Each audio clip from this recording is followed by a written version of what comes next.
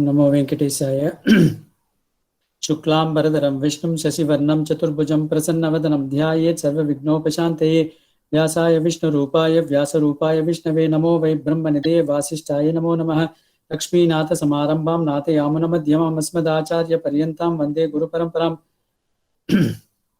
Partaya Pradibodhitam Bhagavata Narayanena Swayam Vyasena Gratitam Purana Munina Madhye Mahabharatam Advaitamrita Varshinim Bhagavatim Ashtadashadhyayinim Ambatvamanusandadami Bhagavad Gite Bhavadveshinim Vasudeva Sutam Devam Kamsachanura Mardanam Devaki Paramanandam Krishnam Vande Jagadgurum. Om Namo Venkatesaya. Pranams to everybody. Let's move on to the next sloka in the Dhyana sloka, which is the fifth sloka. Vasudev Vasutam Devam Kamsa Chanura Mardanam Devaki Paramanandam Krishnam Vande Jagadgurum. So Krishnam Vande. So that means again this sloka is about in praise of Sri Krishna Paramatma. Krishnam Vande. So that means my salutations to Sri Krishna Paramatma. So that means so all other things are adjectives for Sri Krishna Paramatma. Vasudeva Sutam. So he is the son of Vasudeva. Devam. Deva means he is different meanings for Deva. One is of course he is very effulgent. When Krishna was born in that prison, it was pitch darkness. So it was raining outside, there was no light, everything. But then Krishna was self-effulgent so that both Devaki and Vasudeva are able to see him shining like a beautiful Devata. Therefore he is called as Devam. Other meaning of Deva also, one who is able to do all these things like a child's play. The creation, sustenance, and then annihilation. All these things are being done like a child's play, like a play of the child, and therefore he is called as Devam. Vasudev Vasutam Devam. Kamsa Chanura Mardanam. Mardana means one who killed Kamsa and Chanura. Of course, Kamsa we know that he killed him. Chanura is one of the when Kamsa sent several people to Gokulam to kill him, it was like a one-way traffic. Nobody returned back, starting from Putana right up to Keshi. Then Kamsa thought that no, there is no point in sending people there. Let me invite Krishna here, Krishna and Balarama, and then kill them here. Because here I will have a lot of, invite them to this, Mathura, because I have a lot of people over here. So under the ploy of a Dhanur Vyagnya, so he requested all these demi-chieftains like Nanda Baba and others to come to Mathura. So he requested all Krishna and Balaram also to join them. So we sent Akrura to the Gokula and then, Vrindavan, and then he brought them to Mathura. The plan of Kamsa was that as soon as he enters the royal court, there will be an elephant called Kuvalaya Pidam. It will attack Krishna and then kill him. In case he survives that, then he had a plan B. That the next one was he has employed two wrestlers, Mushtika and Chanura. They will fight with Krishna and Balarama and then they will kill them. So that was the plan. So as expected, when Krishna entered this the royal court, the Kuvalaya Pidam along with his Mahout, was asked to charge Krishna. So Krishna, like a child's play, Devam killed this Kuvalaya Pidam. And then went ahead. So immediately he employed this wrestlers, Kamsa and Chanura and Mushtika. Mushtika fought with Balarama and Chanura fought with Krishna Paramatma. In fact, all the people in the court were shouting, saying that these are small people, these are great wrestlers. It is not an equal fight. But before they could even sit down, both of them killed this Asura. Balarama killed Mushtika and Krishna killed this Chanura. That's why you find in Vishnu Sahasranam, Chanurandra Nishudanaha. That is one of the namas in Vishnu Sahasranam. So Chanura Mardanam. So that means he killed this Chanura as well as Kamsa. Kamsa Chanura Mardanam. Devaki Paramanandam. So one who gave this Parama Anandam. That means the absolute bliss to Devaki having born as her son. Therefore she was quite delighted as soon as when she saw Krishna was born to her. Of course she had later on she had a lamentation saying that no, although he's my biological son, I couldn't see all his Bala Leelas. It was Yashodamaya who saw all his Bala Leelas. And then again, Krishna, for the benefit of her, reenacted all the plays so that the Devaki could also get the benefit of all these childhood pranks and childhood plays. So he gave that happiness to Devaki Paramanandam. Even in Vishnu Sahasranam, Devaki Nandanaha. That's also another nama we find. Devaki Paramanandam, Krishnam, that Krishna Paramatma. Of course, we saw the name of Krishna is absolute existence and absolute bliss. Other meaning of Krishna is one who is able to uproot the sins of the world. That means the whole purpose of Krishna Avataram was when Bhuma Devi went and reported to Brahma Deva saying that, I am not able to bear the weight of these people who are this, all these wicked people who are doing all these acts, which I'm not able to bear that. And that's why he said, okay, so the Krishna was born as to remove all this, this evil-minded people, and therefore he was uprooting the sins of this world. Therefore he is called as Krishnam Vande Jagat Guru. Such a great Guru. Jagat is the Guru for this entire Jagat. In fact, in Krishna, if you look at it in hindsight, yes, the Jagat Guru seems to be a beautiful, the Nama for Krishna, because when he gave this Bhagavad Gita, there was only one audience. He gave only to Arjuna. There was nobody else. Only thing in video conferencing, maybe this guy, what is his name? Sanjaya saw that, because Vyasa Bhagavan gave the Divya Chakshur to Sanjaya. So Sanjaya, sitting in the palace, was able to see what was happening in this Kurukshetra war, and was narrating to Dhritarashtra. So those are the only two people who saw that, heard that, this Bhagavad Gita. But then later on, subsequently, because of the grace of the Bhagavan, he has made it available to millions and millions of people through Vyasa Bhagavan, because Vyasa Bhagavan, through his Jnana Drishti, was able to recollect what was being said, what was the conversation, and through and composed it in Mahabharata. And through Mahabharata, we are all able to get this benefit of this, Vishnu Sahasranama, as well as this Bhagavad Gita, and therefore he is called a Jagat Guru. So he gave this not only in Krishna's Krishna Avataram. Bhagavan gave 3 pieces of advices. One is, of course, the Bhagavad Gita. The second one was, again, after some time when Krishna was about to leave for Dwaraka, after performing all these Ashwamedha Yagas, then Arjuna one day told Krishna, you said something to me at that battlefield, but I don't know, somehow I forgot about that. Then Krishna was so much upset. I gave you so much of knowledge. You say that you don't recollect many of them. So then he said, okay, I don't have time, so I'm going to Dwaraka. So he gave what is known as the Anugita.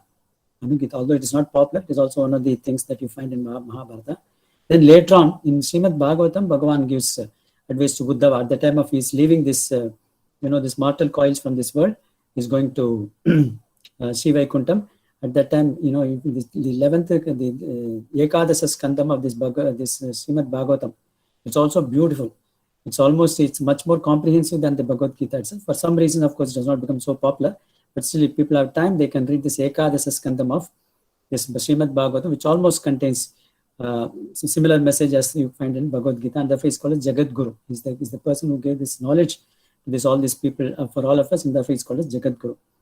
So, Vasudeva Vasutam Devam Kamsa Chanura Mardhanam Devaki Paramanandam Krishnam Vande Jagat Guru. So, my salutations to Sri Krishna Paramatma, who is the son of Vasudeva, who is the Lord who is with the effulgence, as well as who does all these acts like a child's play, who killed Kamsa as well as Chanura, who gave happiness, bliss to Devaki, his mother, and then he is the ultimate, he is the Jagat Guru. That means he is the Acharya of this entire universe, for this entire universe.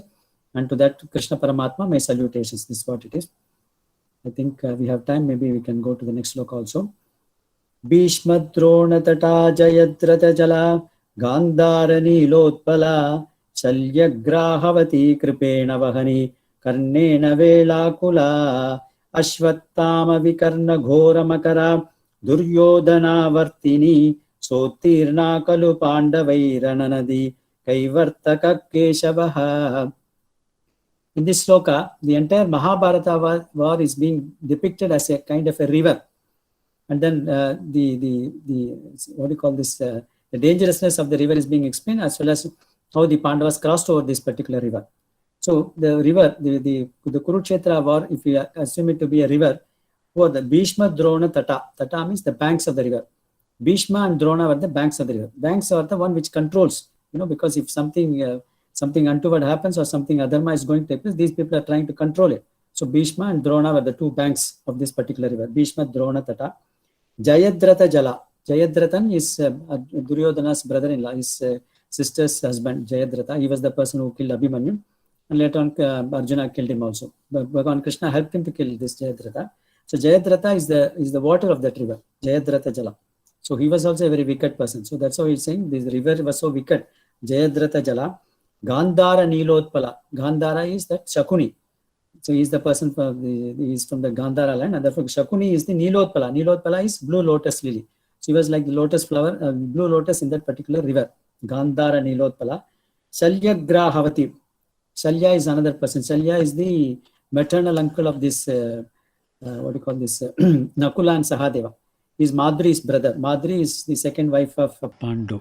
Madri's brother is Salya. So Duryodhana somehow managed to take him on his side, although he is the maternal uncle of this Nakula and Sahadeva. And then he was the charioteer for Karuna for some point of time. Later on, when after Karna died, he became the commander-in-chief also at a point of time. So Shalya, he was the crocodile. Shalya Grahavati. In fact, he advises Karna when Karna is taking this Nagastra at Arjuna. He took it. He placed it on the neck. Then Shalya advises him, don't keep it on his neck, keep it on his chest. But then Karna, being egoistic, he said, I know what I should do. You are only a charioteer, don't tell me what to do. Then immediately Krishna pressed that, this chariot by 1 foot down. And therefore it only took his crown and not his head. So Shalya was such a great, even though he was on the side, he was the relative to the Pandavas, but he was, while fighting the battle, he was on the side of the Kauravas. So Shalya Grahavati, he was like a crocodile in that water. Kripena Vahani, Kripa is also one of the acharyas who was on the side of Kauravas. He was the brother-in-law of Drona. So Kripa. So Kripena Vahani, Kripa was like the water current. The current on that water is Kripa. Karnena Velakula. So the Karna was like the high tides in this particular river. So Karnena Velakula. Ashwattama Vikarna Ghora Makara. Ashwattama is that Drona's son. Vikarna is another person who fought on the side of the Kauravas. Ashwattama Vikarna Ghora Makara. Ghora means very fearful. Makara means sharks. They were like very fearful sharks in that particular river. Duryodhana Vartini. Duryodhana was like a whirlpool in that particular river. So talking about the danger, look at the dangerous things, except for the Bhishma and Drona who were on the bank's side, the two banks. Gandhara Nilotpala, Jayadratha was the water, then Shalya was the crocodile, then Kripa was the water current, heavy water current flowing, Karna was like the high tides, then Ashwattama and Vikarna were like the big sharks. Duryodhana was like the whirlpool, trying to get people drowned into that. But then how did this Pandavas cross? Pandavai Sotirna Kalu. Pandavai definitely crossed this particular this river. How did they cross? Ranadi, that means this Rana is the battle. Nadi means it is this battle, the river of this battlefield. How did they cross? Ranadi Kaivartakaha Keshava. Because Krishna, Keshava, Keshi Hanta. One who killed Keshi is called as Keshava. So Krishna was the boatsman. So because Krishna was the boatsman, they were able to cross over this particular river of such a violent, this current and so many wild things that are there in this, river, trying to upturn this boat. But then since Krishna was on their side and they were all surrendered to Krishna and just took all his instructions and implicitly obeyed whatever Krishna said, and therefore they were able to cross this ocean of this battle. So that's what is being talked of in this particular sloka. So Krishnaya Vasudevaya Devaki Nandanaya cha Nandagopa Kumaraya Govindaya Namo Namah. Sarvam Sri Krishnarpnamastu. Krishna Krishna Krishna.